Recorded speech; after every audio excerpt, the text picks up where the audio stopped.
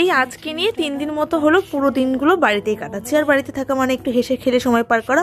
ছাদে এসেছি রোদ লাগিয়ে ব্রেকফাস্ট করবো বলে। রয়েছে রুটি, আলু ফুলকপি ভাজার, হাফ বয়েল ডিম। তোমার কি করছো? ভাত খাই। কি দিয়ে ভাত খাও? আগে গেছে ফুলকপি ভাজা আর এখন পালং শাকের। ও দাদু কি করছো? দাদু কি করো? কোনো কথা বলো না। কি করছো? খাওয়া হয়ে গেছে? হ্যাঁ বলো, কি দিয়ে খেলে? কি খেলে ওটা? কি শুধু তরকারি? শুধু তরকারি, ডিম শুধু দেয়নি? আমি অ্যাকচুয়ালি সকালবেলাতে স্নান সারি, সেটা শীতকালেও কিন্তু ব্যতিক্রম হয় না। স্নান সেরে পুজো করে খেতে আসতে আসতে দেখি কি মায়ের, দাদুর, ভাইয়ের সবার খাওয়া হয়ে গেছে। আর আজকে ভাইও বাড়িতে আছে, যেহেতু আজকে সানডে। হ্যাপি সানডে সবাইকে। তোমরা সানডে কি করে কাটো আমাকে কিন্তু জানাতে ভুলো না।